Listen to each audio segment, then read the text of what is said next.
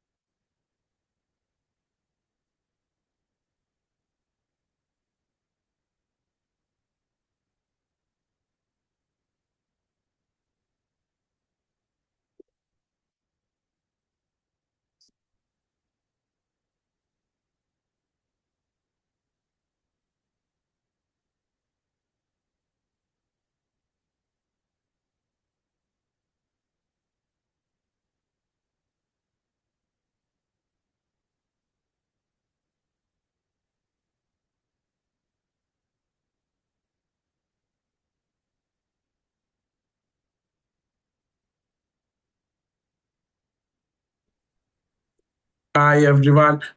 Amazing. Hi, amazing to see everyone. And today we are looking forward for a greater session on AI and how the AI for education can help us, and also the multiple framework which has done. So, first of all, I would like to have a quick understanding about the artificial intelligence, which is rapidly transforming the education system worldwide. The intelligent tutoring system, adaptive learning platform to automate assessment, data-driven learning analytics. AI is reshaping how the students learn and how the educators teach and how the evaluators evaluate. Countries such as Germany are actively integrating AI into education through digital strategies, investments in the digital infrastructure, research collaboration between universities, government, industry, and the Germany's experience provide valuable insight on how AI can be responsibly introduced into education systems while maintaining the strong standards for data protection, ethics, and pedagogy.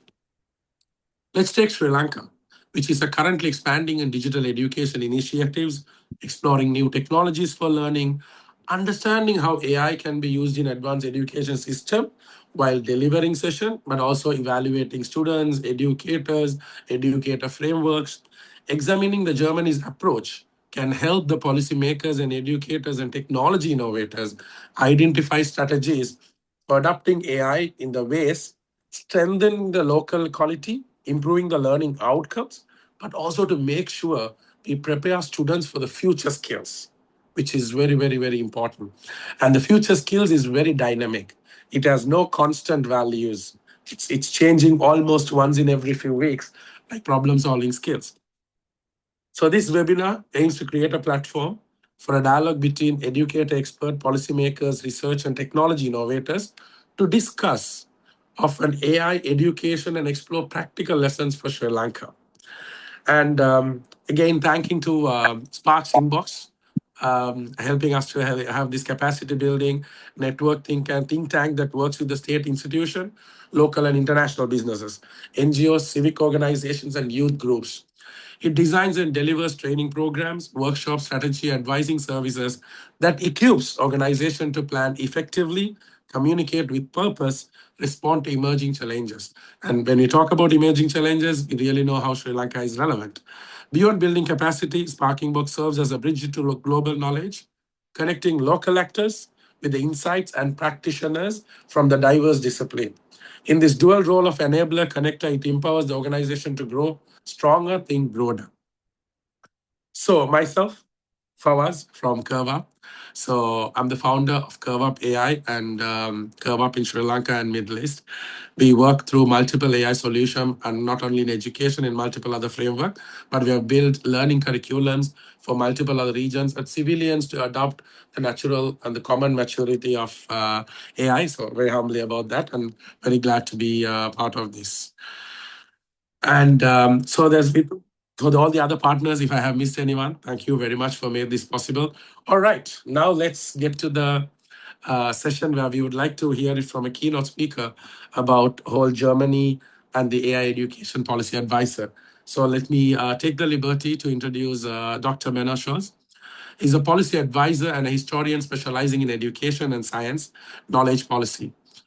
Until early 2026, he served as a policy advisor for education science at Friedrich Naumann Foundation for Freedom, which we lovely call it FNF, where he contributed to the foundation think tank on education reform, science policy, and the future of learning democratic societies. His work focuses on strengthening the connection between academic research, public policy, and international dialogue on education and innovation. Alongside his policy work, she was also actively in academia and cultural institution. He holds a master's degree in history and political science, completed a doctorate in medieval history at the University of Trier. An amazing combination. So shows he's also engaged in political and cultural governance. He served 8 years as a member of State Executive Board of Free Democratic Party in Lower Saxony and has been a board member of the Oller Landschaft since 2019, contributing to the promotion of regional cultural heritage and historical scholarship. And looking forward, like you, to learn more and get inspired with Dr. Benashos. And it's over to you. Thank you so much. Just trying to share my presentation right now. Thank you so much for the warm welcome, for the possibility to speak to you.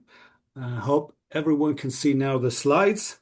So good afternoon, ladies and gentlemen. Thank you very much for the invitation and the kind introduction. It is a great pleasure to speak with you today about artificial intelligence in education and about possible lessons from Germany for Sri Lanka.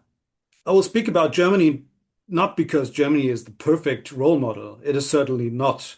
But Germany is useful as a case study because it shows different sides of the story. Germany has strong institutions and it has invested a lot of money in digital infrastructure over the last 15 years. It has strong tradition of data protection and it takes questions of ethics and teaching seriously. But Germany also is facing problems. The implementation of new systems is often slow. The education system is quite complex and also teacher training is uneven. Furthermore, many schools still struggle with practical questions. Who pays for the licenses? Who trains the teachers? And who maintains the systems? So my first message today is simple. Implementing AI in education with success is not mainly a technical issue. It's first and foremost a question of the running system. So please don't get me wrong, technology plays a big part. There are so many fascinating possibilities of working with AI in education. Anyhow, first of all, we have to think about the educational system with its crucial constituents: teachers, assessments, infrastructure, governance, public trust, and the goals of education itself. So when we're thinking about AI implementation in education, we should not begin with the question which AI tool schools should use, which one fits best for all, or is that VR tool perfectly connected with our senses? We need to dig a little deeper and dig a little to get solid ground in this whole question. So I would recommend to begin with the deeper question about education and learning itself. So what kind of learning do we want AI to support? For the keynote, I've structured my presentation in 6 smaller topics. We'll come from the broader perspective to the learnings from Germany and then open the field for further inputs and remarks and the discussion. So artificial intelligence is changing educational systems around the world. I held a presentation with participants from Taiwan lately. They were very much interested in the options for market entry for AI-driven technology. And honestly, I was surprised how fast Taiwan is implementing AI in education. A centralized organization obviously can move very much faster, be on the fast track, and things are a little more complicated in Germany, as we will see. So the speed of AI evolvement became visible also for the public in Germany when AI tools such as ChatGPT were widely available. Students now can use AI to write text, translate essays, solve mathematics problems, generate summaries, receive explanations, or even compose music or generate different painting styles. Teachers can use AI to prepare lessons, create assignments, adapt learning materials, or provide solid feedback. So a student may now produce a quite consistent essay with AI anywhere, anytime, and almost lightning fast. But did the student really understand the topic better? On the other side, a teacher may create worksheets way more quickly with AI, but is the worksheet better for the single student or even for the whole class? An AI system may give instant feedback, but is the feedback always correct, fair, and useful? These questions are important because AI affects three core functions of education. First of all, AI affects teaching. So creating materials, support different learning levels, translate content, preparing exercises, everything seems to be easier with AI. Second, AI affects assessments. This is perhaps the most sensitive point. Students can generate essays, solve tasks, or prepare presentations with AI. Traditionally, homework and written assignments become more difficult to assess. We will come to that later on. And third, AI affects governance. School and ministries must decide which tools are allowed, who pays for the licenses, where data are stored, and who is responsible if something goes wrong. So AI is not just another digital tool to deal with, it might change the whole logic of education. And this brings us to the complex education system of Germany. First, we need to understand the German educational system. Germany is organized as a federal country. This means that education is mainly responsible in the responsibility of the 16 several states, so-called Länder.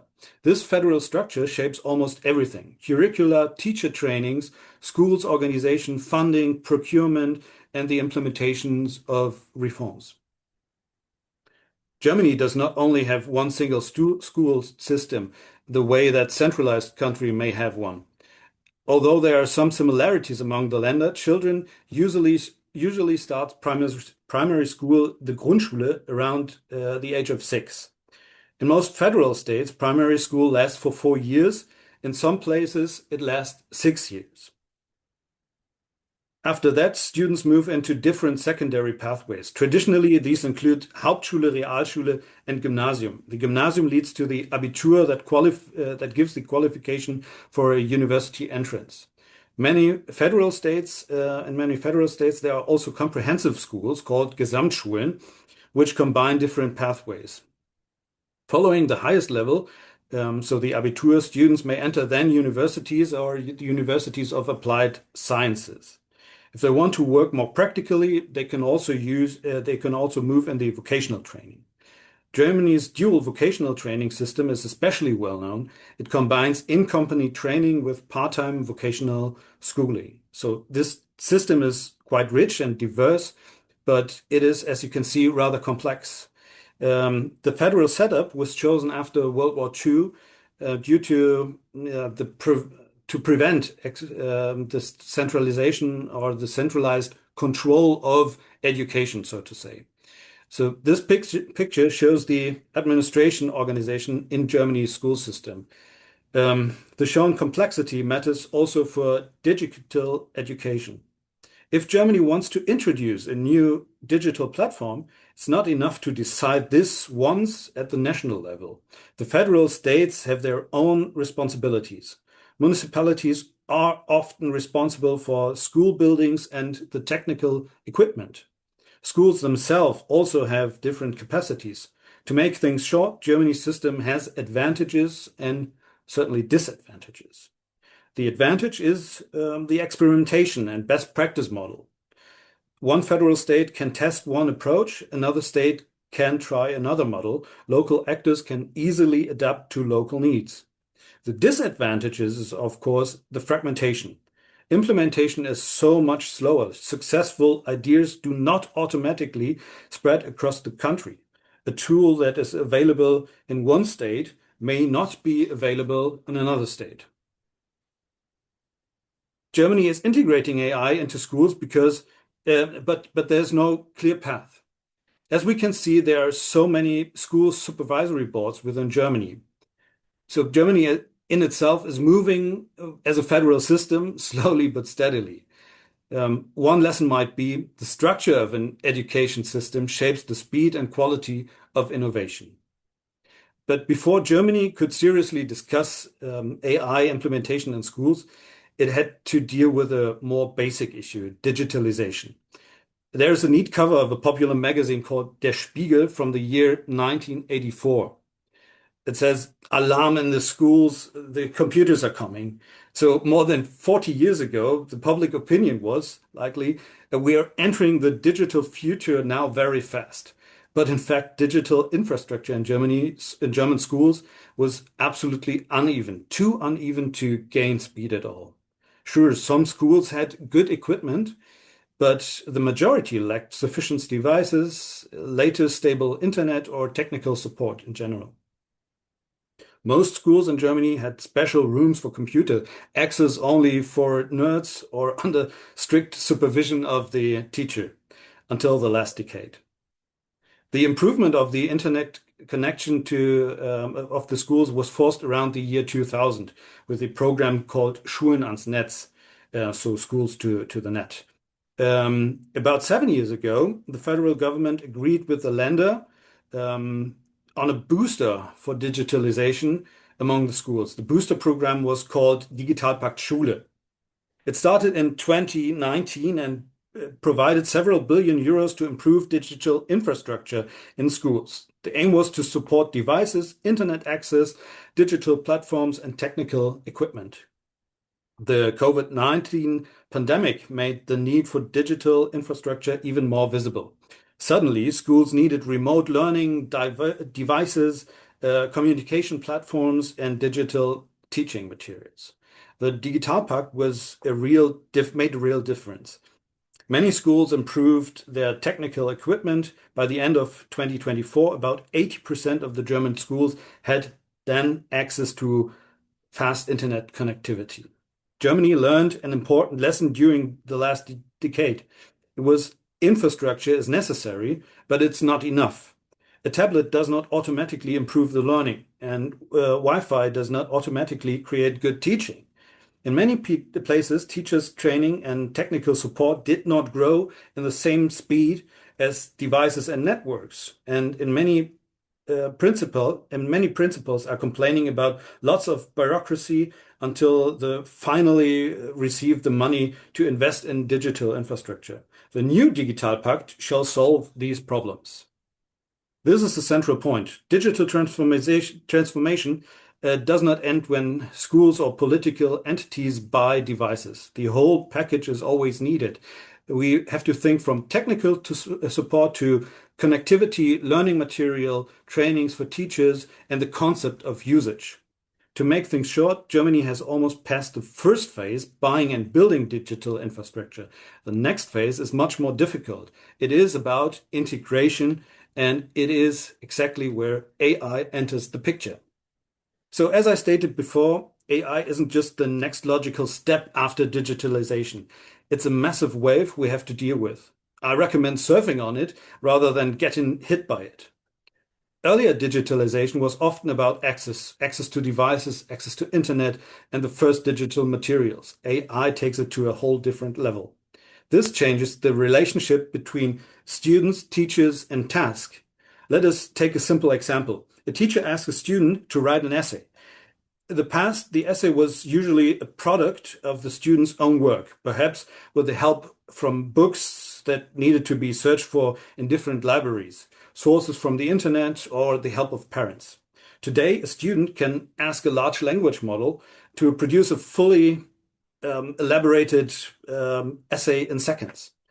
Although one can certainly distinguish between an excellent work and fast generated, so to say, AI rubbish. But for the vast majority of essays or homeworks in the school context, large language models provide a solid quality, above average, I would say.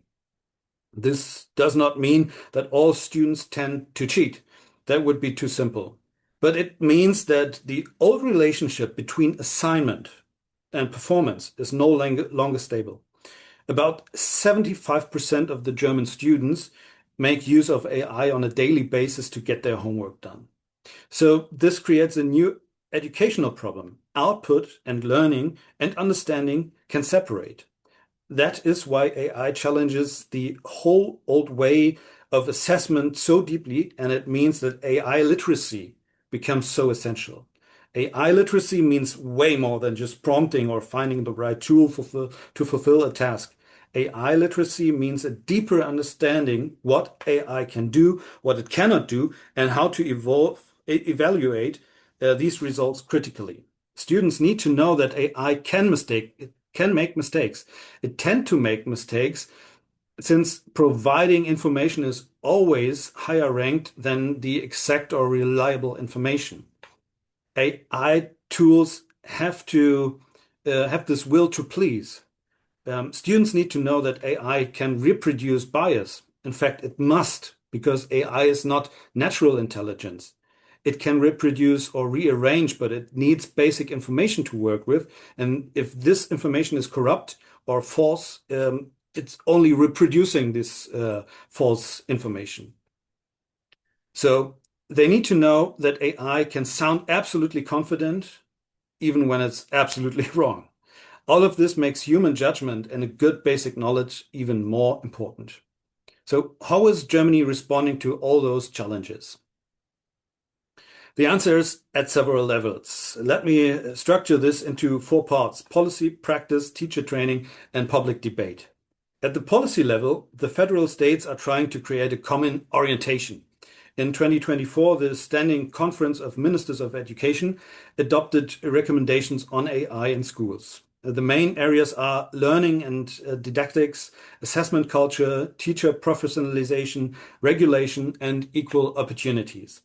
Overall, the goal is a constructive but critical approach. Also, since the Scandinavian countries and Baltic states, long time way ahead in Europe in implementing digital education, are trying to reduce screen time and work less with digital devices in education. At the practice level, the picture is quite mixed. Some teachers in Germany use AI in a day-to-day routine, about 15%. Others don't, about 8%. So the vast majority is right in between. Most of the federal states have their own licenses for AI tools. Others rely more on local decisions or pilot projects.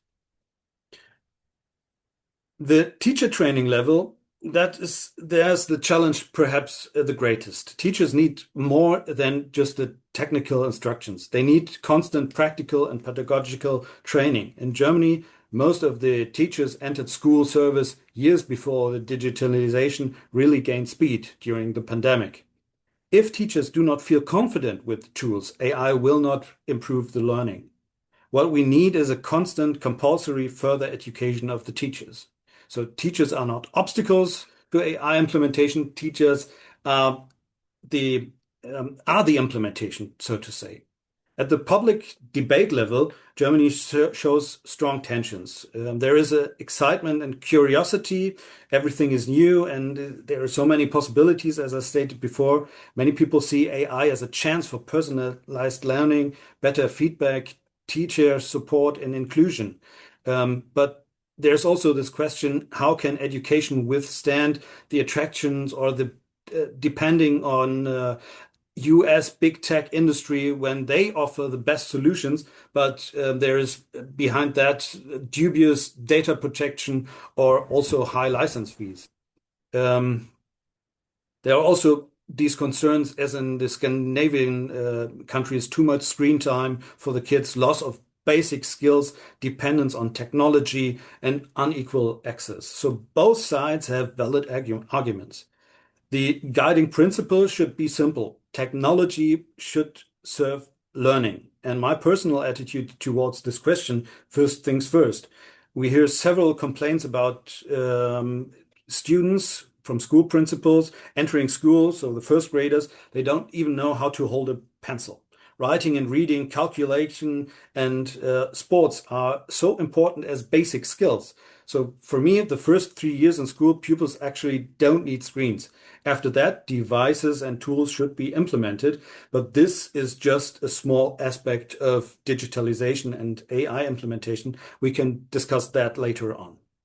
So three key lessons from Germany's experience.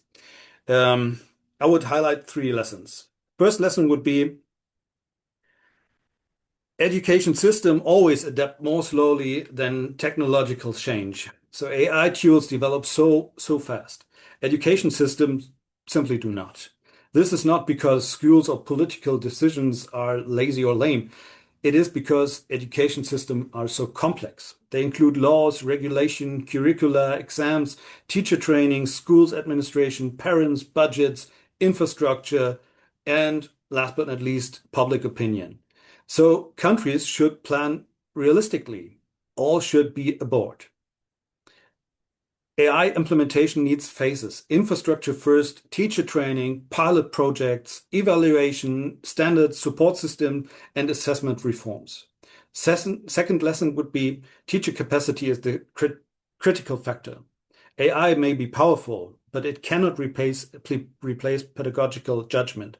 A teacher has always an advantage in information. He or she knows the classroom, knows the student. A teacher can easily recognize misunderstandings, fear, motivation, curiosity, and progress.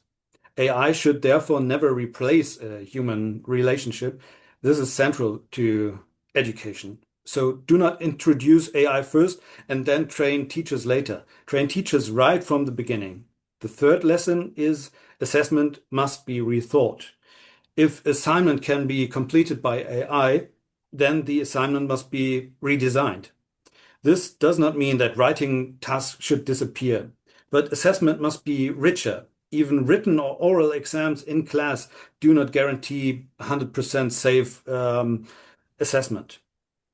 Since support devices are getting smaller and can easily be smuggled into classrooms, we may need a more oral examination, presentations, process documentation, reflection on the project work, and also transparent documentation of the AI use. So let me now switch the focus from Germany back to Sri Lanka. Sri Lanka has a different educational system and a different policy context. So it would probably not be useful to simply copy German approaches, but Germany offers likely lessons. Germany example shows that responsible AI integration is complex and takes its time. My final message would be we should be bold but not be dazzled. AI can clearly support education, but only if teacher remains in control and keep focus on the aim of good education, and that is to offer education that brings up responsible and self-thinking citizens, responsible for themselves and for the community we live in. Thank you so much. Amazing. Amazing, Dr. House. What a lesson of Germany to Sri Lanka. I really like the fact that we talk about policy, preach, and practice. How a policy framework comes into practice with a multiple layer infrastructure challenges and enabling a localization, how it's an advantage, how it's an implementation a disadvantage. Amazing, amazing, Doctor. I'm going to catch you more towards the moderation of the panel on few questions. So amazing. Thank you very much for a brilliant, enlightening session and with the learning. With that understanding, I also would like to get into our other keynote speaker, where we're going to talk about amazing approaches in terms of the AI education, how it works, as we spoke about. Dr. Benno has empowered us. Now, Dr. Sujata Gamage.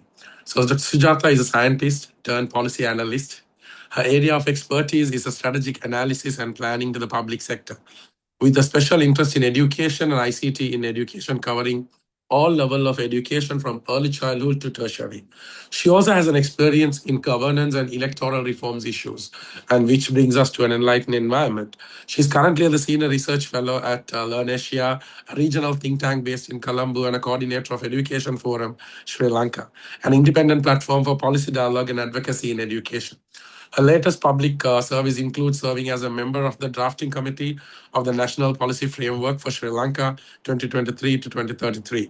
Served as a member of Oversight Committee of the implementation of the same, she is currently leading a project on capacity building of decision makers to procure and use education technology in Sri Lanka, the local component of a regional project that includes a team from Bangladesh, Cambodia, Philippines, and Vietnam. Dr. Sujata holds a PhD in chemistry from University of British Columbia and a subsequent master's in public administration from Ohio State University of USA. So with amazing combination of expertise and experience, would like to get enlightened from Dr. Sujata Gamage. Dr. Sujata Gamage, over to you. Thank you, Mohammed. I'm muted. Yes, it's a pleasure, and I'm really happy with your choice of speaker. I usually would not be, my eyes glaze over when you say AI in education, because there are so many talks at very high level, at various levels.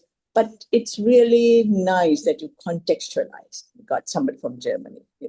We need to get real with all these, in some ways, buzzwords. So that's why I really readily agreed.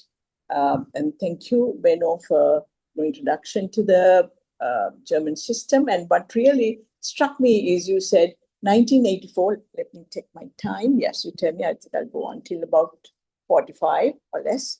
Right. 5:45 or less. Okay. Right. So, because you said, 1984 magazine, they said computers are coming, and 2019, and the central government is doing a booster for digitalization. So actually, the computers were really about devices. Then we were into this digitalization, and we haven't done that. And we are now talking about AI in education. So I think we need to really step back and think what are we really doing? First, if a lot of times we tell the governments, I'm really interested in telling policymakers what they can do. I'm very much on the policy side of it. And to me, it seems that it'll be very confusing for policymakers, saying, yes, there are positives of AI in education, there are negatives. So what happens is, in procurement, Mohammed, you talked about that way into this procurement project. Procurement is, we are using a tool to evaluate procurements, but most of the time it's all decided. Chinese government is giving us some smart boards. Yes. Then we, decide what are the specifications, how do we distribute? That's how decisions are made. Because policymakers, surrounded by the pressure, there's people whispering in their ear, let's do this, let's do this. So the easiest thing for them is to procure something, pitch opportunities, and then it's forgotten. So I think we need to stick our necks out and tell policymakers some things they should do and they should not do. Okay, I thought this is a friendly forum for me to stick my neck out. And also, Beno, you said, what kind of learning should AI support? That's a question we should ask. I think we have to even go beyond that and still go back to the old question. What kind of learning we should expect from it? Especially, I think when if you're advising, if you're making some policy advice, I would separate AI in education. I would split it as AI for learning and AI for rest of it. What grown-ups would do, but AI for learning by students. Even there, I would break it down further. AI by children. That is, I would, again, I like your inputs on this. I would say by children, I would mean children 14 and under. Because if you take the UNESCO definitions, international standard for education, it's ISED, National Standard Classification of Education. We have pre-primary, primary, and then junior secondary, which ends at age 14 or so. So I think we really need to make some decisions about children that age. The rest is, I think we really need to separate learning, technology for learning by children. I think we really need to separate it out. If you lump it together, then of course there are benefits and all this is there, but I think it's really important to separate that out. And as I said, if I stick my neck out, I would say, just forget technology when it comes to these children. Focus on learning outcomes. Because some question I had for Breno as I was listening is whether the central government has decided on any basic learning outcomes for all children. You can have the states, the lenders, I think you call them, pulling in different directions, but is it a possibility of the government giving some direction? For example, we have sustainable development goals. I'm sure that maybe Germany is already covered that, or maybe not. The sustainable development goals for education says all the children in grade 4, and I think by grade 9, 100% of children should have acquired 100% of essential competencies in math and language. So, I mean, if you focus that, I think we should keep on harping on that, not harping on technology. Harp on learning outcomes. As you said, learning outcomes. What kind of learning should AI support? I think we should first remind ourselves what kind of learning should we expect. I think we have forgotten that basic. I will not discount the importance of AI in life.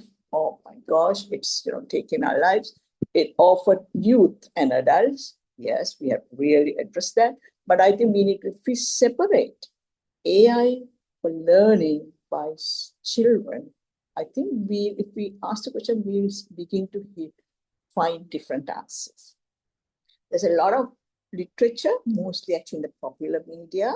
For example, in New York Times, there was a gamification won't lead to learning, right?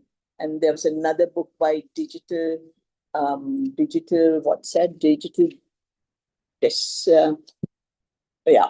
by I think Digital Delusion by Jared Cooney Howard. But these are popular writings, but they are all experts on the subject. Then I checked, there are systematic reviews out there. For example, using ChatGPT. I asked ChatGPT itself to give me. ChatGPT says that, juries out there. That is true. But I think there is the slightest doubt that it's harmful for cognitive development of children, those who are still, acquiring the building blocks for, in UN Delo report, they said something really, they captured what learning is. I really like that definition. Learning to know, learning to be, learning to do, learning to be together. So I think if we just focus on that, I think, and then even come out with strong to say, forget about technology for this age group. If the teachers are given targets, if they're told, this is what's important, maybe schools can decide what's needed, and maybe you can have help desks for them. But I think this technology push for this at this level, I think it may be harmful.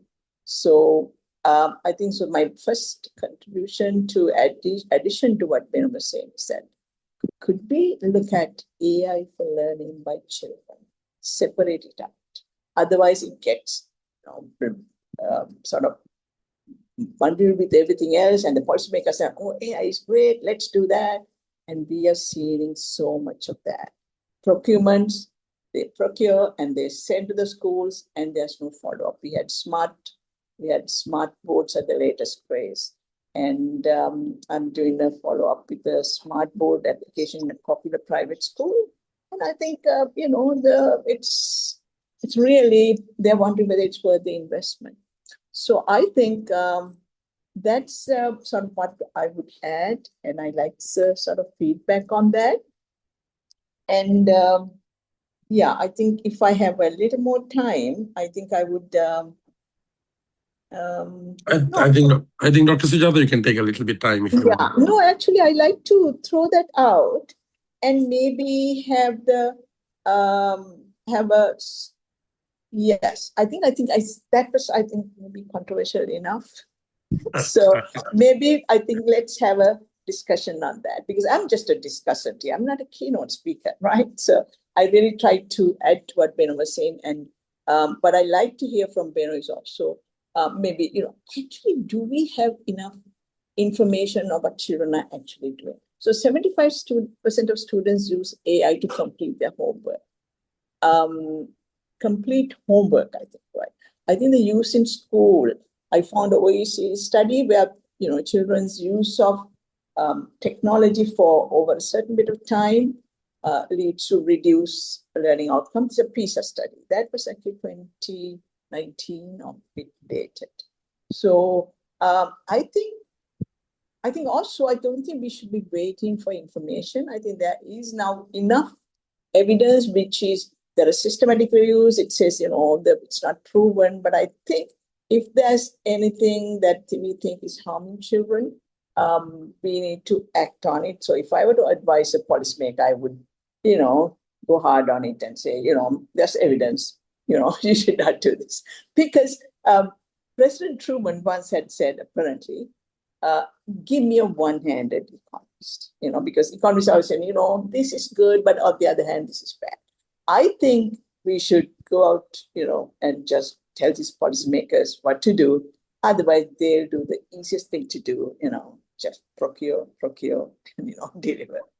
Okay. Brilliant, Dr. Sujata. Dr. Schulz would like to hear it from you, and also reiterating in terms of how much of actually information we have, or whatever the policies and draft we are making, how much is it really with the real-time data?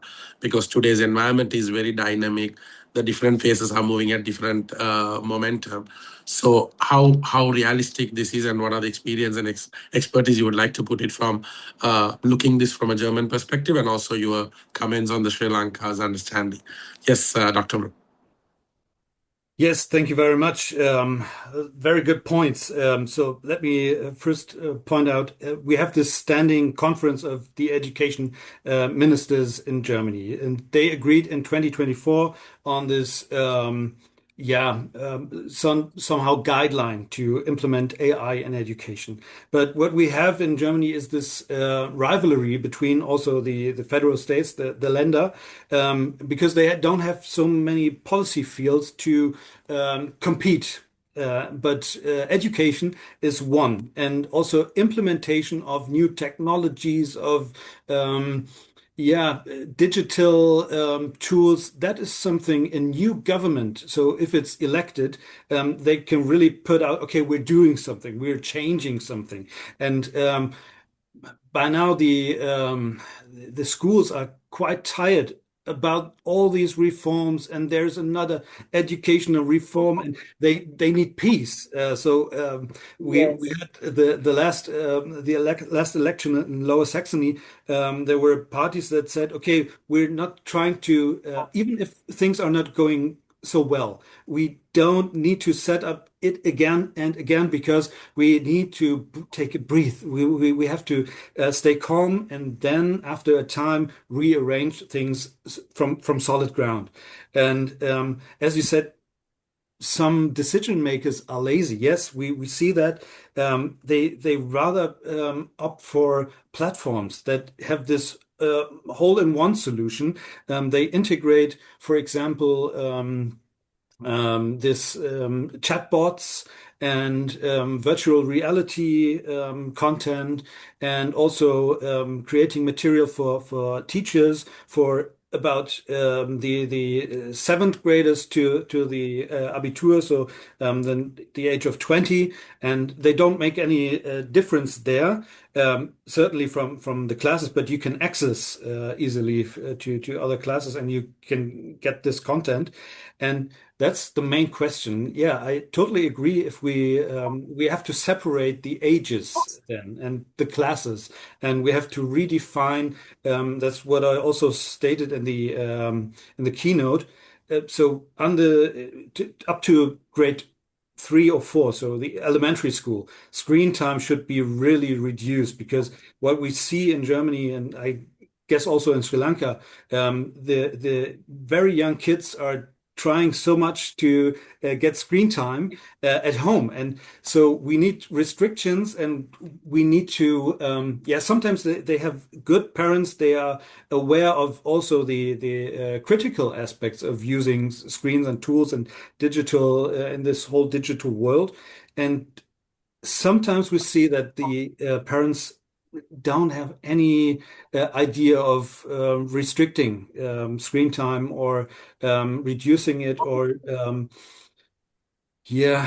giving some more input than just the digital input to the kids. And so what is the main aspect for school then? I would say to compensate somehow the lack of education given at home. And so, yeah, I totally agree. We have to divide pupils, students into several groups and then take a breath and really from a sober mind set things up and also be not always driven from this rivalry between governments or certain parties. We have to agree on a common ground and then build our AI strategy that lasts longer because we lead this breathing idea that can include new technology and has a solid framework, I would say, and is also so elastic enough to get new things in, but also to stay this solid framework. Absolutely, absolutely, Dr. Jose. And I would like to add then to bring to the next question for both of you to comment is about, so all this is boiling down to what is that key skill that we are looking at in the future generation or future learners per se? Because as the AI is dynamically improving and these policies are made actually with a certain long-lasting impact. I know policies need iteration, but also it takes a long time until it takes to the grassroots implementation. So it's very important these policies' longevity is not really challenged with the dynamics of improvements in any area, especially with the AI's fast-paced moving. So my first question is, what is the fundamental, the core skill that schools has to, or even the systems has to focus as a policy, or is that skill set itself is diverse, or are we looking at a new learning method to keep it dynamic, or very simple as problem solving, financial literacy, and what so on? So would like to hear from both of you, starting from maybe Dr. Sujata, your opinion on the whole knowledge set, what is required in the future generation, and how do you see that is affected in this policy's longevity? Yes, I mentioned the Taylor report back in 1990. And actually, if you work backward from the Taylor report or work forwards, like to 21st century skills, in fact, we find we're talking about the same thing. Even if you go to Disa Pamuk, what's the difference is, I think, what was the elite education we are trying to give on a massified system, right? But the education earlier, the children stayed at the guru, the Disa Pamuk's house, and learned everything, social, everything about life, not knowledge, skills, and attitudes they learned, right? So this is actually a little paper I'm writing. I'm just looking at all these various lists we have, like UN had these transversal competencies. Okay, we have 21st century skills. And I just found this very interesting thing. AI in education, India came up with a curriculum. It's called computational thinking for computation thinking. And let me read it out. It says 4 things: breaking problems into parts, spotting patterns, filtering essential information, designing stepwise procedures. I mean, this is critical thinking now, right? But I think I like it because I think they're going to teach math. Sort of, it's a different approach, but I think at the end of the day, what we need as humans to function as, members of society has not changed much over the years, right? We might put different spins on it. So I think, so I think we need to remember, I think that's my take on it. Brilliant. I really like the fact it's the different cover, but the core is the same. Also, would like to add, so when we got certain opportunity to look at entrepreneurship and problem solving skills in the school environment, what we really understood is the problem solving skill and the financial literacy, 2 different parts. This problem solving skill is what we are mostly connected about: critical thinking, analytical, maths, and computational. Brilliant. So getting back to Dr. Bruno, I would like to touch the same area, but from a perspective more towards assessment transformation. So these skill sets we are talking about and all of this, growing misalignment between a traditional assessment and an AI-enabled learning. To what extent do you think we are not just reforming assessment, but fundamentally redefining what it means to demonstrate the knowledge and the future skills? And very interesting to understand, how is Germany navigating this shift in practice? Yeah, I guess it's all about making things transparent. So if one uses AI, it shouldn't be prohibited because kids use it anyhow. They use it at home, and then if you don't integrate it, then they will cover it up somehow. They will try to hide it, and so we need to work on making things transparent, and it's yeah, it's not something that is yeah, prohibited or seen as something bad, but you can do that. Certainly, you can also look it up in a book. You can get some help, but you have to make it transparent, and you have to also critically think about that, about the outcome. And so that was linking to what Suyata Gamage said. It is also this critical, responsible education of future citizens. And if this is our goal, then we should focus everything on that.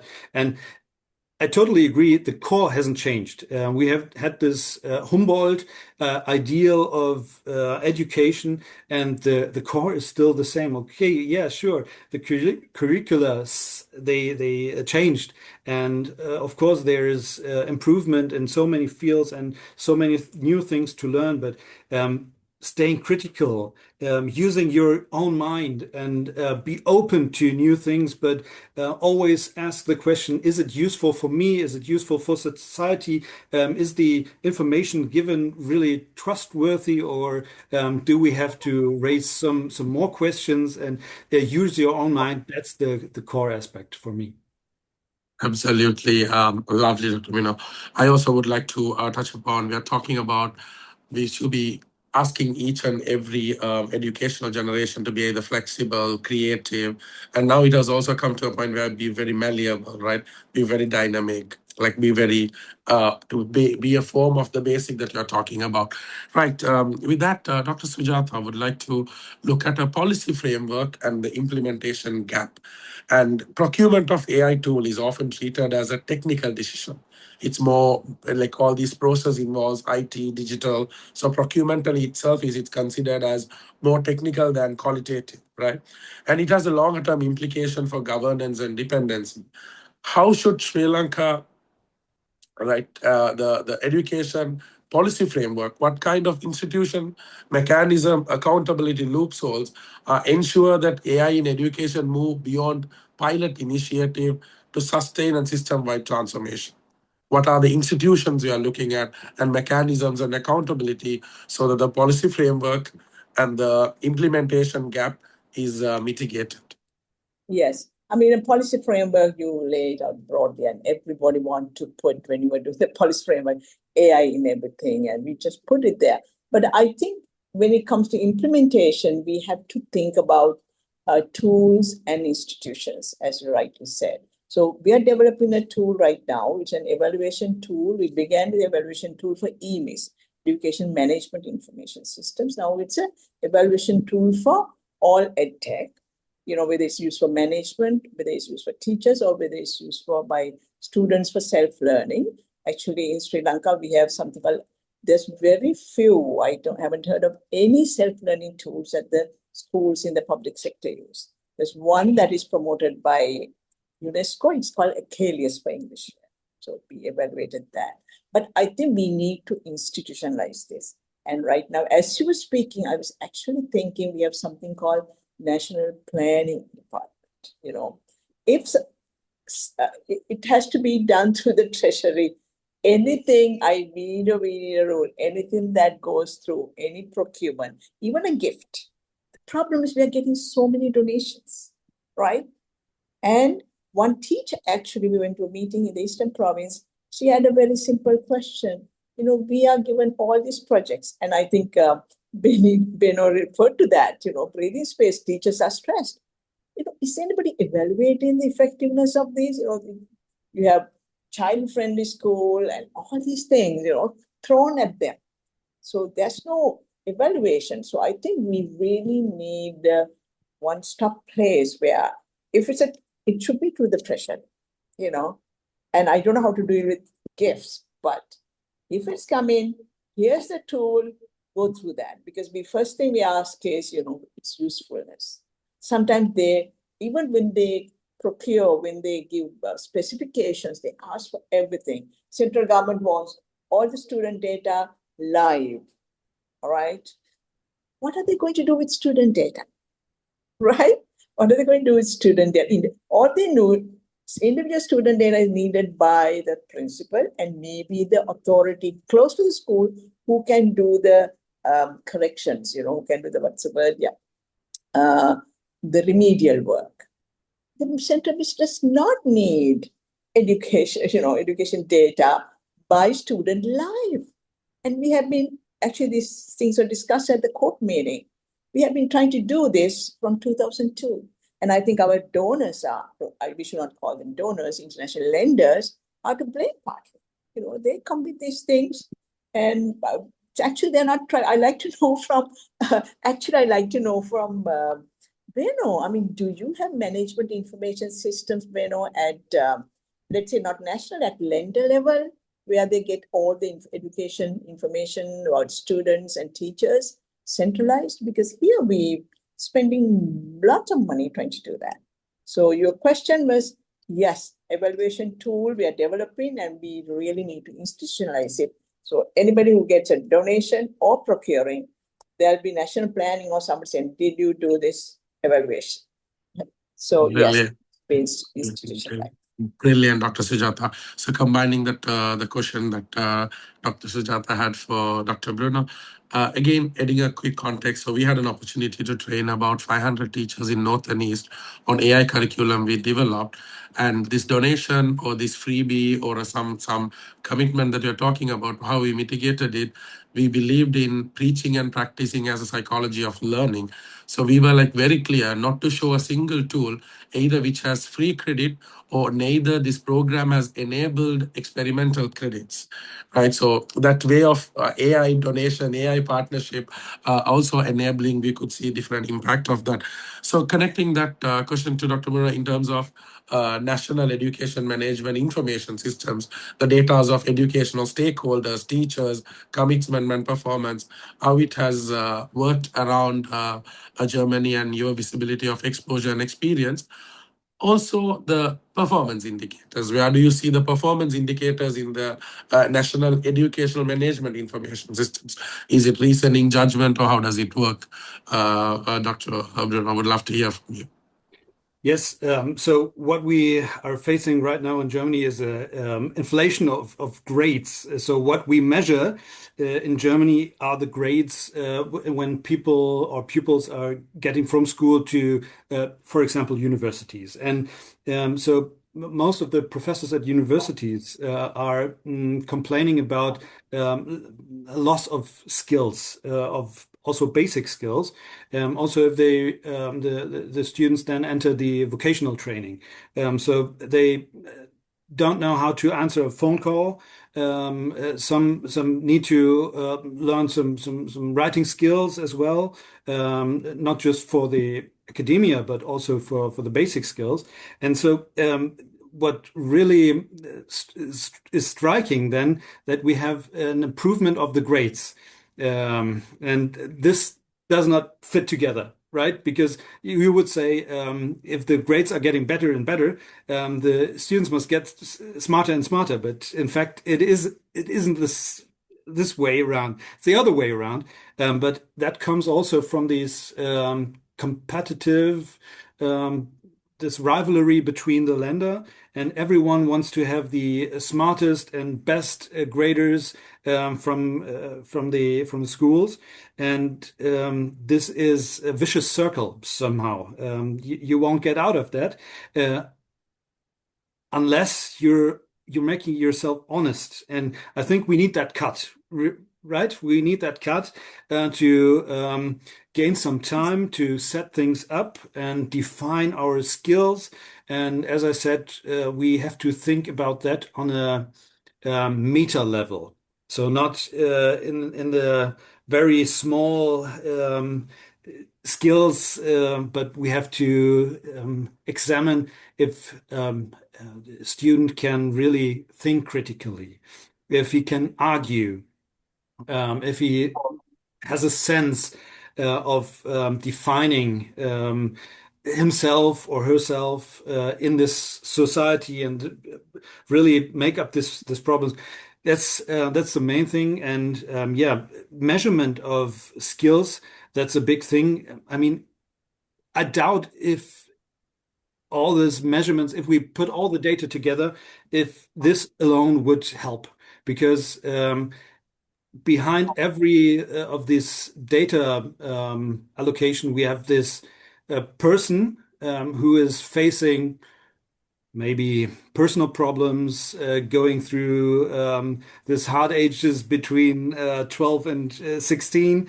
And so this personal bonding between teachers and students is so necessary. And we have to have a better ratio between teachers and pupils. And we need to have a stronger connectivity. I mean, we're always complaining about losing our personal contact because we're so much spending time with the digital devices and not talking to each other, not seeing our faces and not interacting. And so this should be really in focus. And data is certainly one aspect, and it would be great to allocate a lot of data and find some patterns or something. But what really matters is in the classroom, the teacher, the really professional teacher acting with students and giving them creativity, giving them hope, giving them like this, yeah, this lightning, this example, this shining example of what education should be, and that getting knowledge is so good and curiosity is so good. So that's for me good education. Great. Dr. Shaz, thank you very much. An amazing input. I really like how put you the data with the indicators. So, Dr. Sujata, with the educator role and all of it, I would like to come to more or less coming to defining the AI literacy from a policy standpoint, because I have seen in some of our engagements internationally, we had to develop AI literacy for different industry groups, right? Accountants, how they use AI literacy, lawyers, especially in the cybersecurity and law. But these are set of people who are professionally grooming. And but when you come to the systems of schools or much mass audience you're talking about, it's very important to understand the idea of AI literacy, because it's often considered as a technical or technological competence.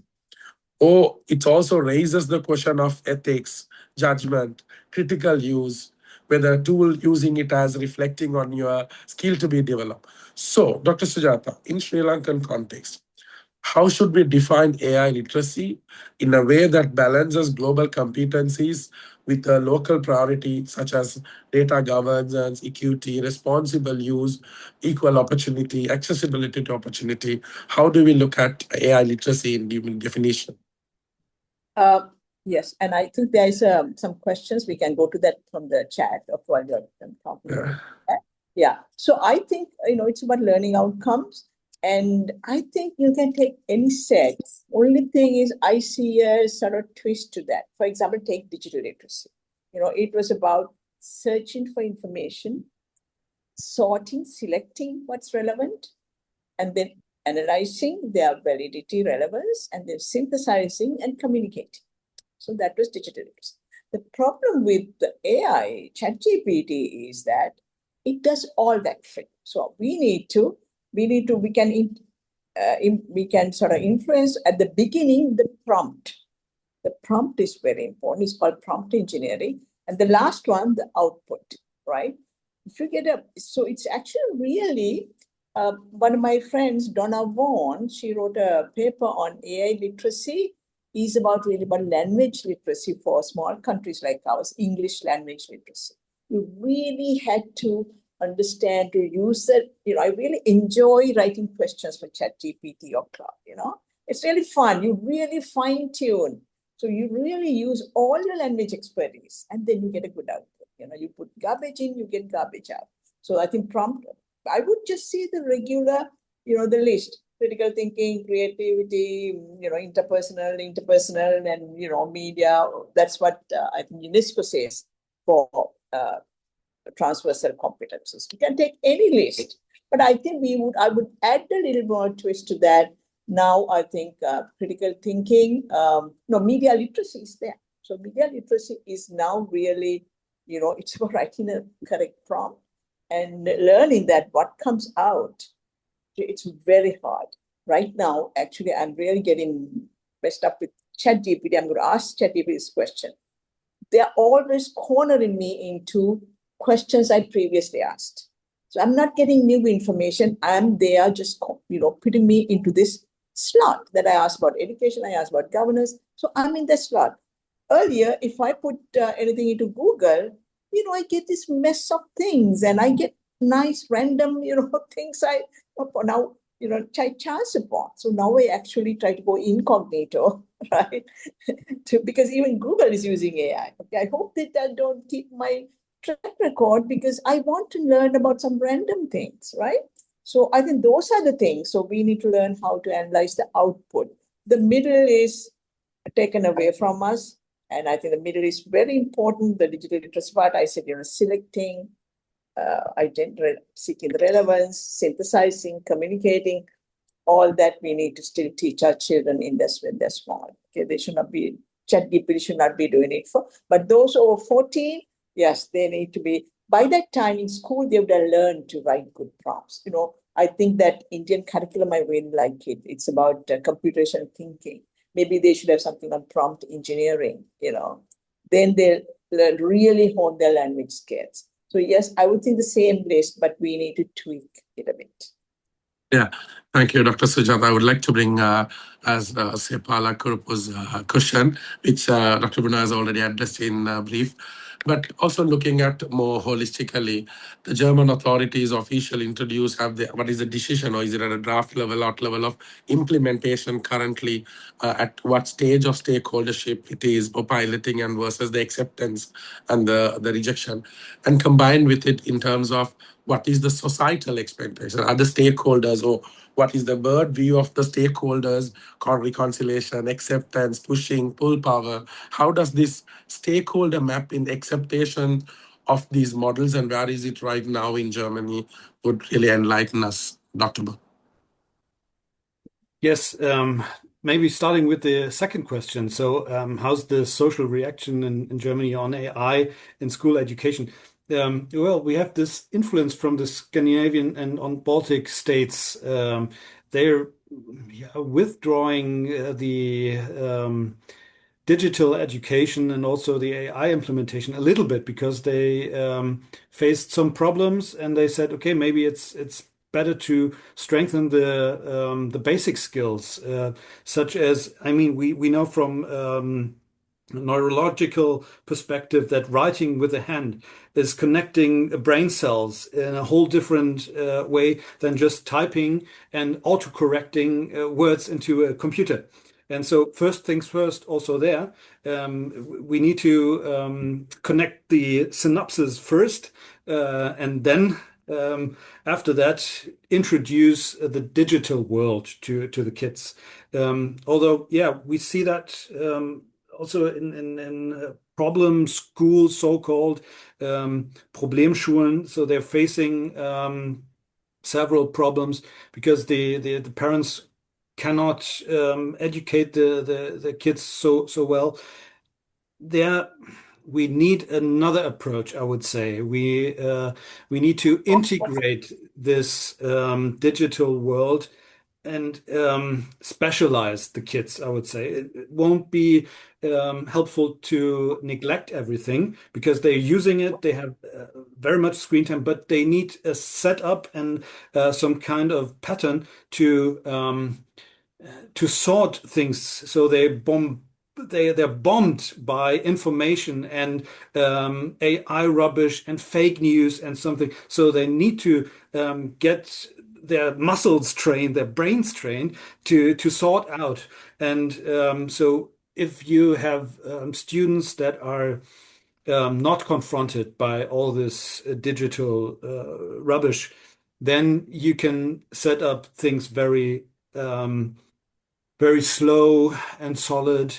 But if you have like this emergency calls, and you'll see that in the classroom, because they're talking about it, they're behaving like that. They don't have this glance in their eyes. They're a bit more, yeah, dazzled somehow, then you have to be more or less the emergency to help them to sort the information out and give them some kind of to navigate them through this whole confusing digital world then.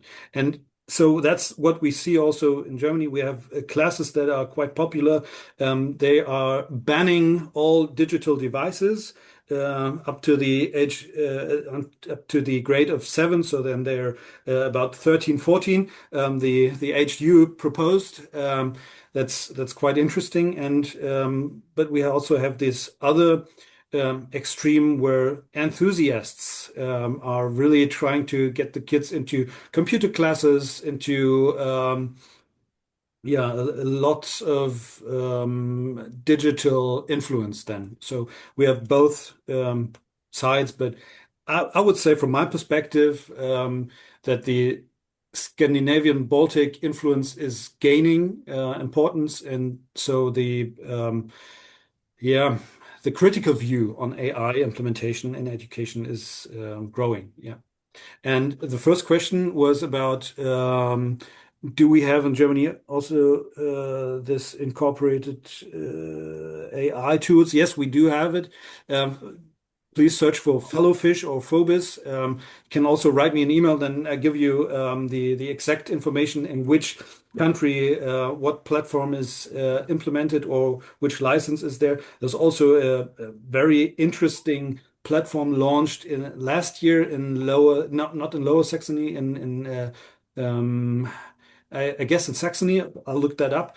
They integrate in this platform not just a chatbot, virtual reality, teacher trainings, but also if one as a student has a disease, a chronic disease, and can't attend the school class, they have like a robot sitting there, and then they can interact somehow from this platform, and they can have a 360 degree view in the classroom, and they can interact with the others via microphone, and that's quite interesting how then they working with a robot and in this schools. And we will have the evaluation in about 1 year or something. So I would be glad to give them more information, but it was launched last year, and I certainly can give you some links if you're interested. And I will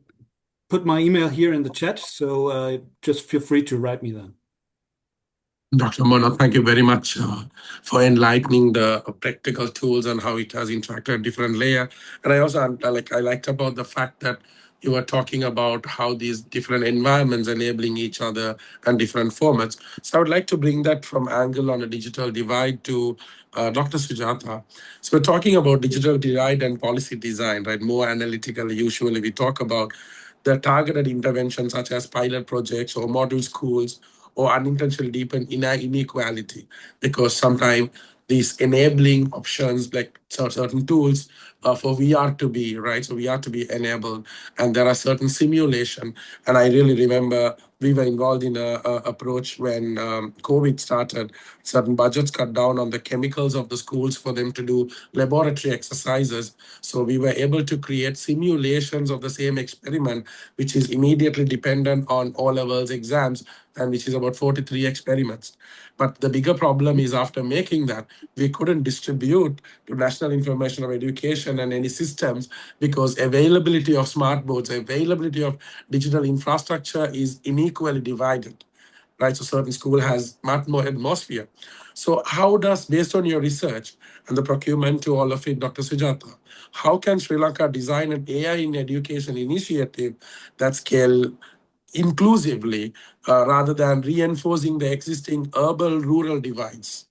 Yeah, I mean, if we talk about digital divide, we'll be talking till the end of time. In Germany, 1984 to 2019, there's still digital divide. So I think it's a very popular thing, okay, we need more internet connection.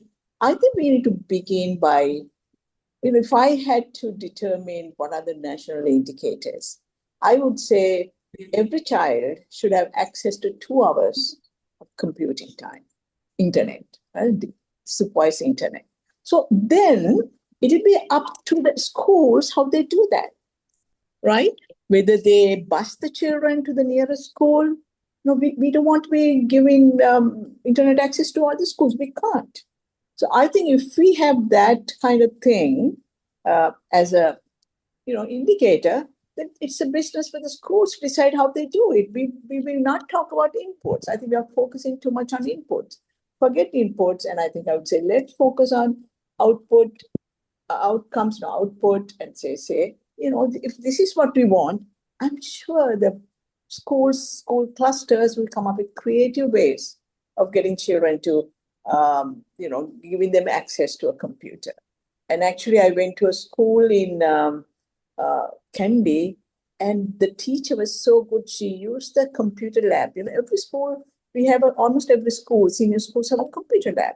Maybe that's all you need, right? If you don't have one, you can bus the children. But I think we really need to, again, stop talking about inputs. It's, again, always you put budget items for this and that. I think we should stop that. Inputs should be decided at a ground level by those who have to deliver.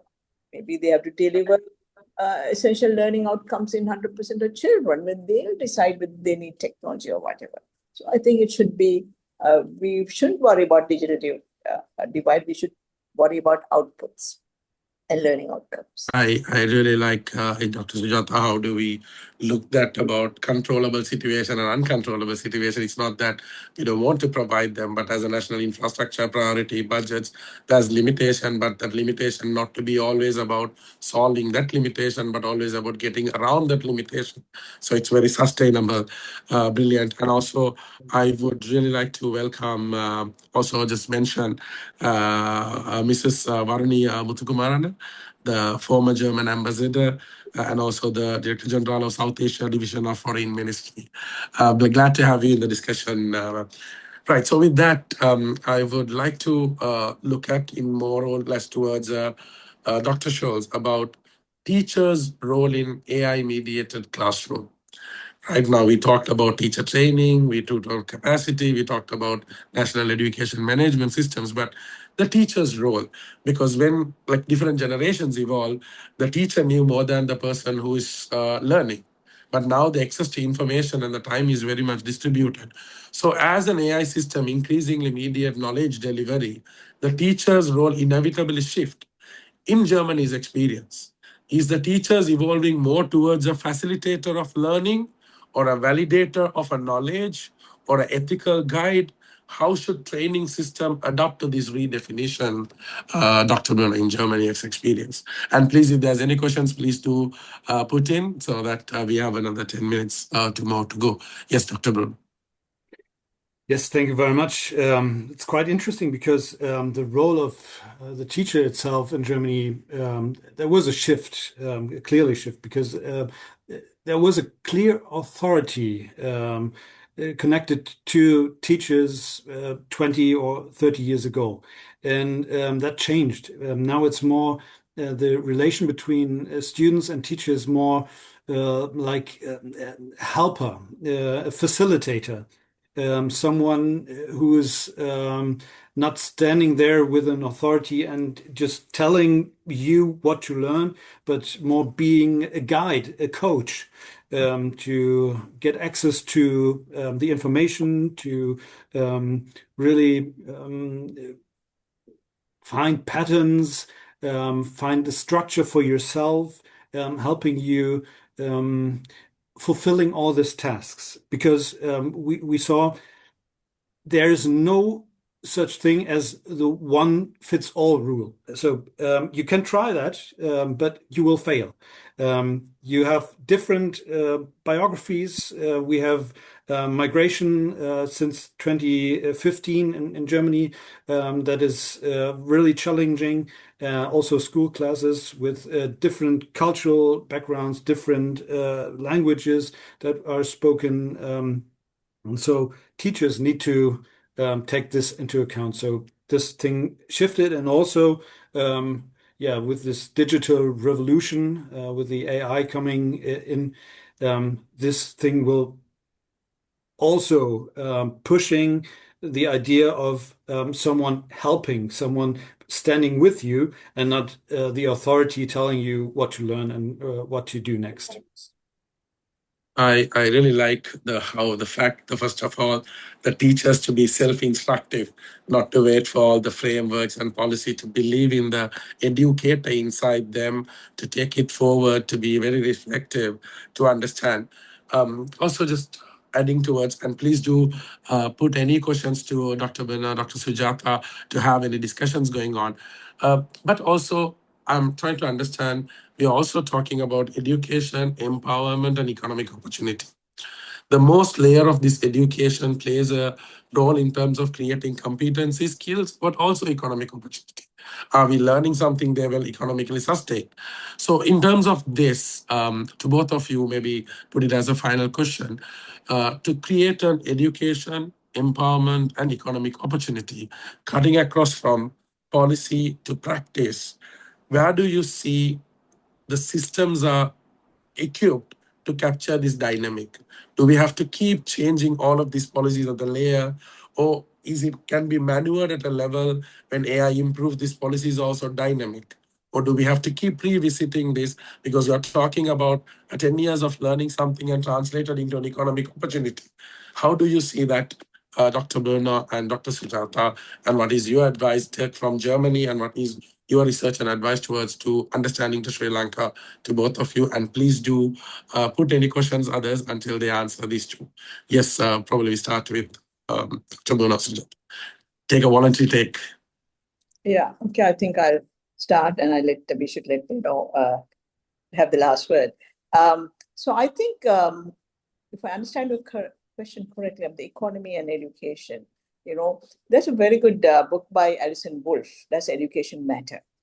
And also Ashok Modi, he wrote how India was cheated or something, betrayed, right? Because in his book, he talks about actually whatever brought Korea's economic growth was the percent of mothers with primary education, right? Anything over the top, Alison Wolf argues, we had middle class pressure on government to keep funding higher education, but actually it doesn't affect economic growth, right? Economic growth is affected by general education level of the population. Maybe nowadays the primary education level, not the primary level education, maybe the basic, senior, junior, secondary education level, how many mothers finish that? That's a driver of growth. But I think there's this tremendous middle class pressure. Alison Wolf puts argument very strongly. And, it's governments have this mistaken notion that, economic growth is driven by education. I think that's a mistake, right? Actually, I'll give you two examples. One is Professor Dr. Usataraj. He wrote a booklet called Saraswati and Lakshmi. Lakshmi is the wealth of God, goddess of wealth, right? And Saraswati is the goddess of learning. And he's essentially saying if Lakshmi is not willing to dance, it doesn't matter. Lakshmi is not willing to, is really active. There's no point in Saraswati dancing so much. So it's actually higher education levels are driven by, by economic growth drives higher education, demand for higher education. But I think really, if you want economic growth, we have almost 50% of our children leaving school without the basic, without the basic knowledge. And this is after 75 years of so-called free education. So it's a middle class has captured education, and So I think AI or technology or whatever, we need to focus on getting this bottom half up there. Otherwise, we will not see economic growth as a whole in the country. Thank you very much, Dr. Sujata. Again, as inspiring throughout the day from your discussion to the approach, all the expertise that you have attended, and wish you all the very best with all what you're doing to make this country more beautiful and a better place. Yes, Dr. Bruno, last few words from you, and then I would like to hear it from the former ambassador to Germany too. But yes, Dr. Bruno, over to you. Yes, thank you very much. Right now in Germany, we're facing economic crisis, and we have to agree on spending money on several things. And strengthen the economy is one crucial point. And some say, okay, we have to make this fire burn very fast, so we have to reduce taxes and all that stuff. But if we want to have a sustainable, warm fire, we have to invest in education because that's long lasting. That's for the next 40, 50, 60 years, and even transforming generations and coming from one generation to the other. That's the best investment you can do, invest in education. So we once had this idea of being a Bildungsrepublik, so educational republic, investing everything in the only really precious thing that we have, since we don't have gold, oil, or gas or something. That's the brains of our upcoming citizens and in the children's. So I hope we can agree, that's not linked to any party, but hopefully to every party, that we agree on investing in education is the most important thing, and we shouldn't spoil money that is so rarely right now in this economic crisis on short-term things. We should invest in long-term things, and that's education. Absolutely, Dr. Bruno. I really like this as a last few word of message. Also, in terms of there can be challenges or anything in terms of education system within and outside, but a financial barrier, enabling barrier to the system itself cannot happen, because you're talking about a collapse of a multiple other things, the fundamental core. So invest in education is a core, and it's not an option anymore. It's not a priority debate. We'll take that as a message. And I would like to bring that aspect of this economy and education. We usually on different market size, the driven of education comes from the investment ratio of what you want to become. You want to produce a great citizen, great well-being, or a doctor, engineer. Preset expectations has defined how much do you push them through, and which is ideally, which has to change with a lot of greater aspects of looking at a broader context in terms of frameworks and policy. So this discussion enables that, and I would like to hear it from our former ambassador for Germany and the current DG for South Asia Division of Foreign Ministry, Mrs. Varani Mithukumarana. I'd like to have it heard from you. Thank you for giving me the floor. I'm sorry I joined a little later because I got the time mixed up. This is just a general observation because I spent 3 years in Germany, and I mean, I don't have any children, so I can't say that, I know the education system of Germany very well. But a couple of things, because I was trying to work with universities, and we did some work with schools, some projects. And, when you compare it with Sri Lanka's education, I think, children of Sri Lanka under such competitive exam pressure, because we don't have enough resources to go around. I don't think that kind of pressure is there. In Germany, of course, you have, different kinds of pressure, but you don't get that, academic pressure so early in a child's life. For example, we have this grade 5 exam, even O levels.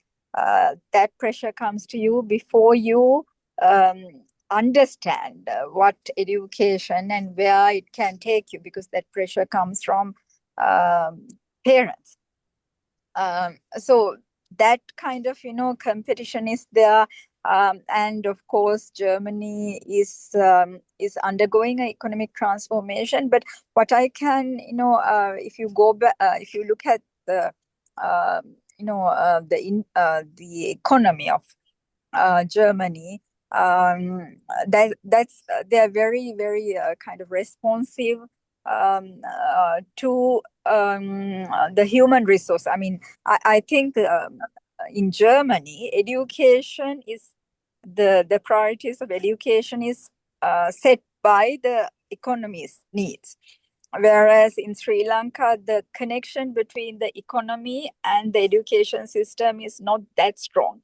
I think we should make it more responsive to the economy's needs of Sri Lanka. But in Sri Lanka, the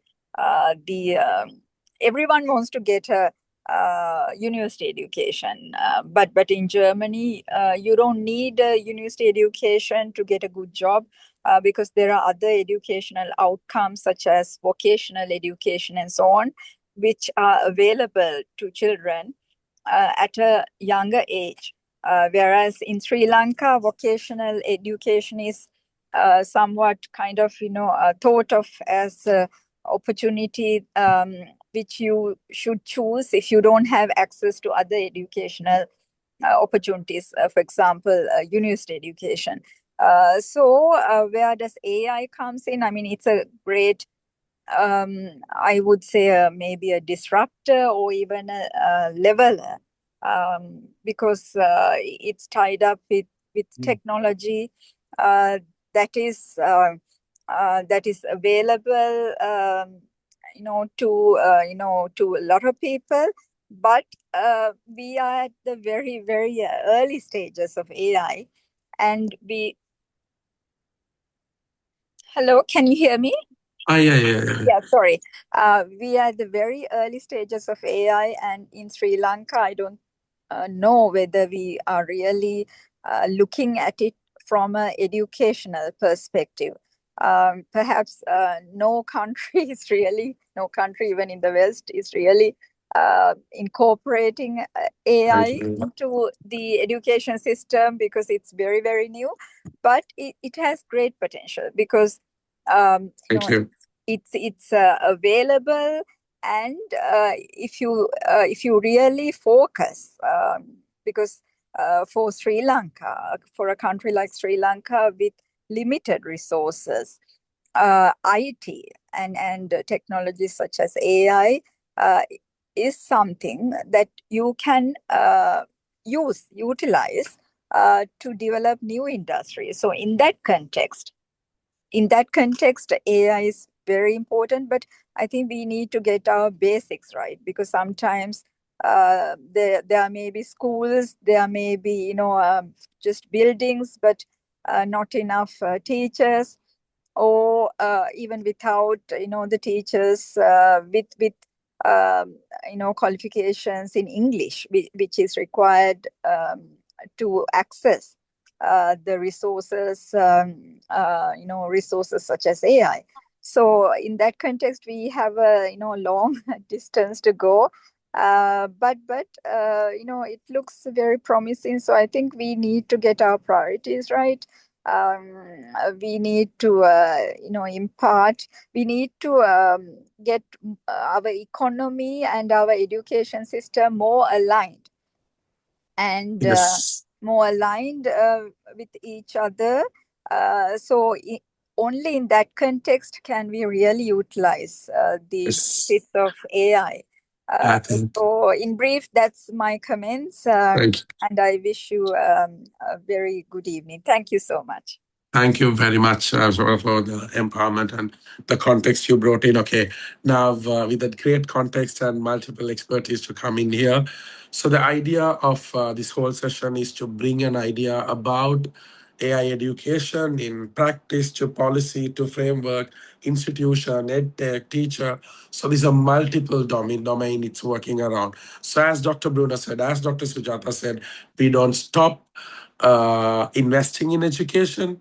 And as Dr. Sujata said, we don't really look at the limitations, right? So the schools take it up, and there is each stakeholder take it up, the technology or whatever they need to take it to forward, and things has not changed. What you need to learn to keep yourself relevant and competitive and competent, it has not really changed. Mode of delivery, mode of operandi has influenced by industrial involvement, enhancement, and that has directly affect the economic condition, how much we do about it. So, and there are going to be multiple other exercise of this, which can result into a paper or into some sort of initiatives with that greater understanding. Thanking everyone who is here and thanking the Sparking Box and thanking Dr. Venoshos and Dr. Sujata to bring this, and everything begins. All the great humans like you all makes AI to be responsible and human to adopt AI. Thank you very much for being part of it and spending your valuable time. Looking forward for greater impact. And thank you, everyone who organized and made this possible. Thank you, Samantha. Thank you, everyone. And I really did enjoy this, and I learned it too. Thank you. Thank you so much.